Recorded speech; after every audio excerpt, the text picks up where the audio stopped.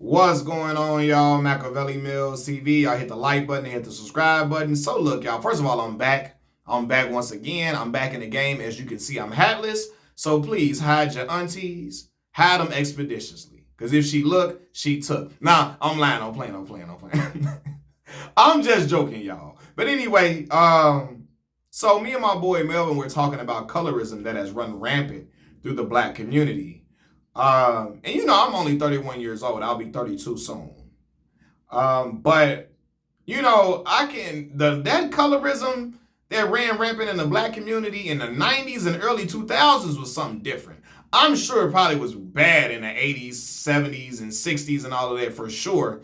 But from when I remember, listen, man, I got a homie, I'll never forget this. A couple of years ago, my homie Kerry went on Facebook and was like, because Kerry's a dark-skinned brother. I went to high school with him. He one of the noobs like me, a brother at Kappa Alpha Psi. And Kerry was like, man, he said something like, now all y'all want to like dark-skinned dudes, man. Now all y'all want to like dark-skinned dudes, man. Look, now where was y'all at back when I was growing up? That's what my homie Kerry said. My boy Kerry looked like Mikel Petras, former basketball player. Look up Mikel Petras, right? That's how Kerry looked, right? But Kerry like, man, and I laughed and I say, you say, nah, they wasn't on you back then. They was trying to act funny back then. And he say, man, Malcolm, you remember, bro. You remember. I say, nah, I remember. Because being dark-skinned in like the 90s and early 2000s was like people looking at you like you were a slave in the 21st century.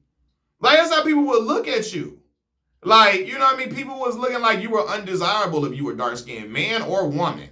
It was even worse for women. Even worse for women, but for men too.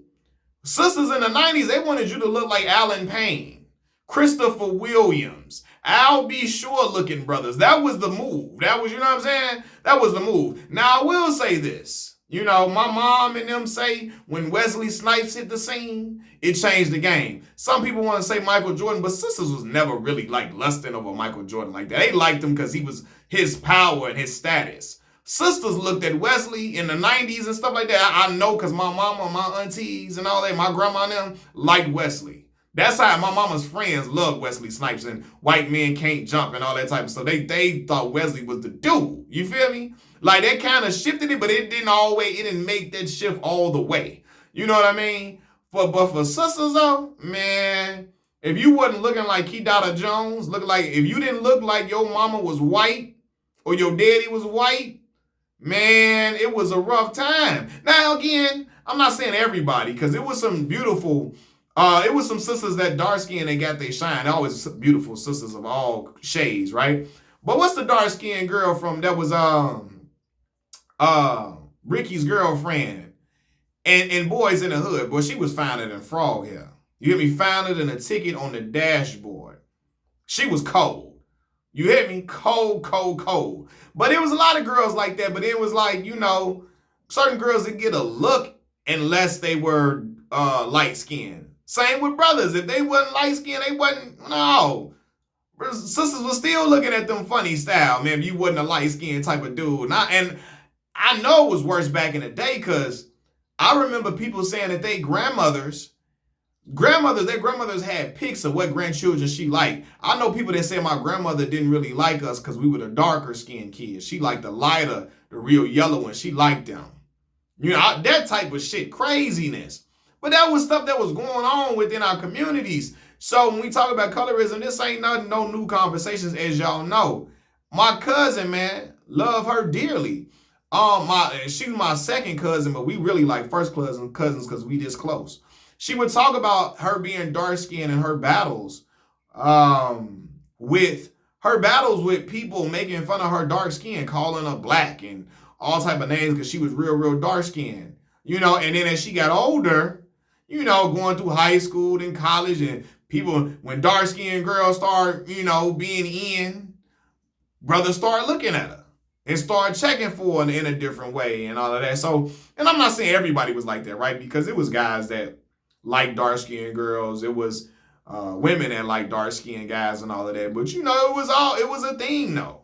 It was a real thing for people like, yo, if you dark-skinned, sisters gonna look at you funny style and if you didn't look like Genuine, hey, if you was again, it's not always the case, but you know, if you was dark, if you was like Wesley Snipes being an R&B singer, sometimes sisters wasn't checking for you all the way. Now again, Bobby was a dark-skinned brother and was getting girls and all that too, but you know, people would have certain issues, and that was a real thing in the community. And so, I mean, it still goes on, though, even though it's not as blatant as it was back in the day. Back in the day, people would take you too black for me. You too black. Dudes be telling girls you too black. Girls will tell a dude you too black. If you was a little light skinned, it'd be better. I remember Nate Jones, who used to work and train with Floyd Mayweather Jr. Nate Jones from Chicago, man. Southside, was he Southside Chicago? I don't know if Nate's Southside, but he's Chicago though. I forget what projects Nate was from. I don't think he's from the Robert Taylor. He might be. Was he from the Robert Taylors or the Cabrini? No, he's from Cabrini. Nate Jones from Cabrini Green Projects, right? So, and he was like, man, I used to wish I was light skinned, because light skinned dudes got all the girls, they got all the attention, they got all the, you know, they would get looked at and treated differently. He said, I used to wish I was light skinned. I wanted to be light skinned. I said, damn, man, that's messed up, man. But even now, it's still a thing. It's just not as obvious in your face. The way colorism allows certain entertainers to get away with certain things that others wouldn't get away with. Even just pretty privilege, pretty girl privilege, or if a nice looking guy privilege or whatever. Sometimes them light skinned brothers get a little leeway for certain antics that a little darker skinned brothers wouldn't get leeway for. Sometimes, right? Same goes with the sisters. Some lighter skinned girls can get away with certain stuff that some darker skinned girls would not get away with. And so yeah, we gotta fix that for sure. But I just thought about the conversation. I'm like, man, it was a thing for people to be dark skinned back then. It was really brothers hoping and wishing they was light skinned. You know, it was people like, that's why when you see, and y'all can correct me if I'm wrong, seeing certain black people who are Caribbean trying to put on all these different lightening creams and these like skin lightening creams, trying to lighten their skin up and all of that. And, you know, even like Sammy Sosa, right, from the DR, Dominican Republic, he out here looking like the Pink Panther.